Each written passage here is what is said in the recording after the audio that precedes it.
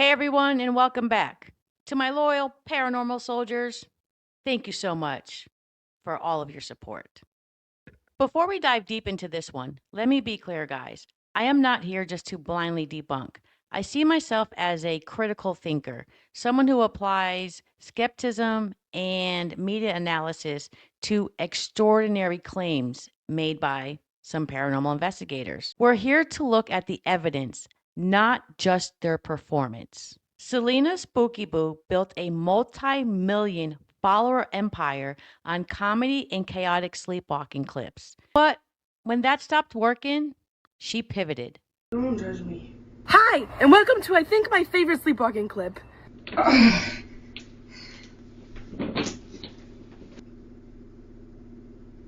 No, don't fart. Don't fart.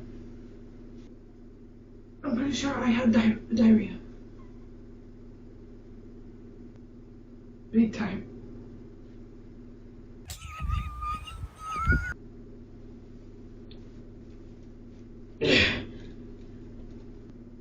Science. Get fucked. In this video by CelinaSpookyBoo, I See Dead People, she attempts to establish credibility for her career by explaining the gift that fuels it. So I do see dead people. I see dead people. Sometimes I hear dead people. I mostly dream of dead people. And it does take up a huge part of my day. When you listen closely to how she claims to see spirits, what you hear isn't psychic ability. It's a perfectly crafted, self-validating performance with a serious medical issue at its core. We're going to tear down the 3 foundational claims CelinaSpookyBoo makes to prove her mediumship. This is the most crucial part of her entire argument. The process of connecting with a spirit begins when she feels. It starts with my ears ringing. And then I'll usually get vertigo.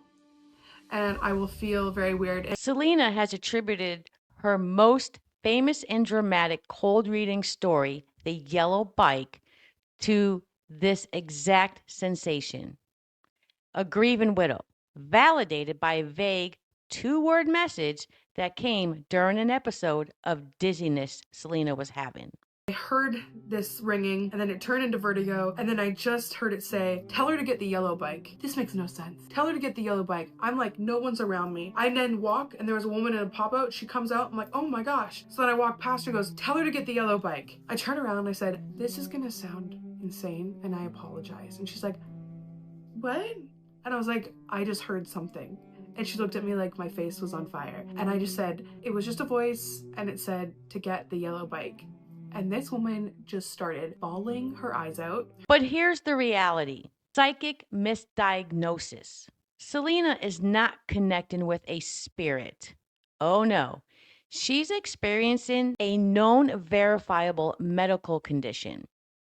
Vertigo and tinnitus are clinical symptoms, most commonly associated with migraines or certain anxiety disorders. She's experiencing a physical attack, and her brain, up here, the brain, interprets that frightening sensation as an external spiritual force. She's simply mistaken a migraine attack for a mediumistic message, which she then uses to perform a reading.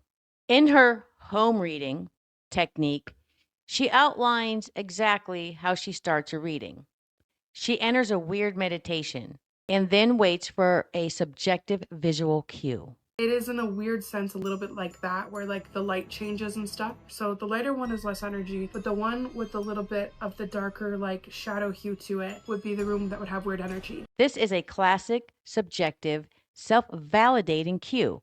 She doesn't need external proof to start the reading. She only needs a personal, internal visual cue. Once her eyes adjust in the low light, she has given herself permission to start. And what is the output? It's always vague, whispers, muted conversations, or suspended energy. When you combine a subjective cue like vertigo, or a shadow hue with vague output, you create an unfalsifiable system. I would just hear whispers or like muted conversations of things that had happened. Nothing she sees is objective, concrete, or capable of being independently verified. If so, she'd be calling Kenny Biddle. Let's go on to claim 3, the missing persons case. To establish serious credibility, she includes the ultimate psychic trope, solving a missing persons case. She claims she saw the exact location of a missing person in a dream, printed a map, and sent it to a friend. She did. Sent it right off.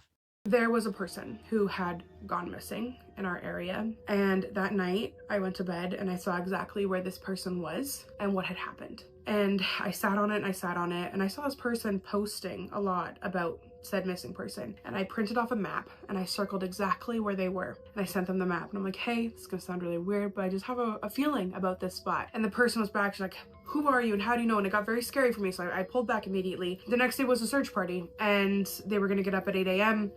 I got up at 6 to get ready, and I said, Adam, like, I'm pretty sure that this person's here. And Adam was like, I don't want you to go, but my friend is going, so let him know. So I sent the friend a map and I let him know, and he went to the police and he said, this is a spot that I was told, you know, had vibes, so we should go there. And the police said, we've already looked there 3 times, no one's there. So this friend and some people went to that area anyways, walked the exact 30 feet that I had said, and found that person in that area. And I just remember I was sitting at the kitchen table and I looked at Adam and I said, I think they're gonna find him soon.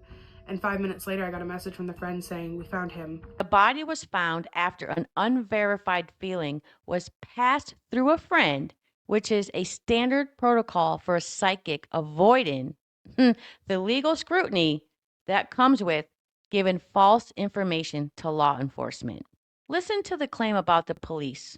So I sent the friend a map and I let him know, and he went to the police and he said, this is a spot that I was told, you know, had vibes, so we should go there. And the police said, we've already looked there 3 times, no one's there. Psychic detection claims are often self-aggrandizing and potentially dangerous.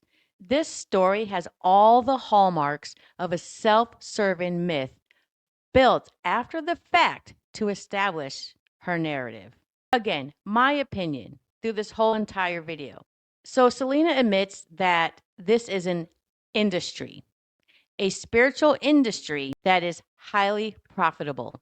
I'm gonna tell you right now, the spiritual industry, I'm calling it an industry, I don't think that's what it is, but the spiritual world, people who dive into this are either the best or the freaking worst. And the egos when you start getting into this world are unbelievable, and I'm just not that kind of person. Her gift relies on misinterpreting common medical symptoms like vertigo, using subjective visual cues like a shadow hue, and padding her history with unverified anecdotes. Her mediumship isn't a burden. It's a carefully managed, highly profitable, creative direction for her brand. CelinaSpookyBoo is not a clairvoyant. She is a performer and an astute businesswoman who recognized a lucrative new lane when the old one ran out of steam. All right, my paranormal soldiers, that's all I have today for this video. Nice short little video. So until next time, my paranormal soldiers, stay critical, stay skeptical, and always question the source. Love, peace, and hair grease, my babies. I am out.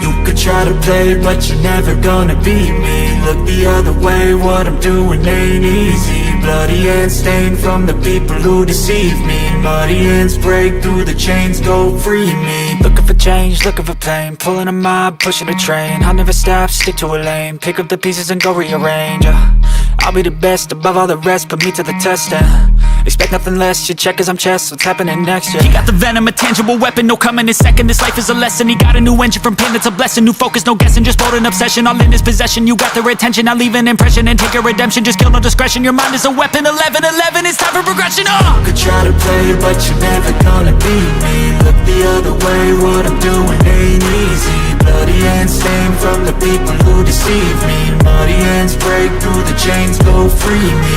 People like sheep move feet, hurt it easy. You don't wanna be fast asleep when they scheming. Better stand tall, ready for a fight, believe me. When they try the chains, you can say no, free me. So he's been looking for somebody who could save him, instead of searching inside for what they gave him. A strong will, strong mind causes mayhem. We could change the world, change times, rearrange them. Staying on pace, running the race. Life is a chase, I don't want a place, I wanna be first. Work till it hurts, dehydrated thirst till I'm in a hearse. High ambitions and the right mind can take you so far. It's like you lived a few lifetimes. Take off from a break off from the weak minds, they can stay soft. You can change lives, you create thoughts, never waste time. You got one shot, you got one life, better pop off. What do you like? Make a dream job. No 9-5, no mean boss, just my life and free thoughts. You could try to play, but you're never gonna beat me. Look the other way, what I'm doing ain't easy. Bloody hands stained from the people who deceive me. Muddy hands break through the chains, go free me. People like sheep move feet, hurt it easy.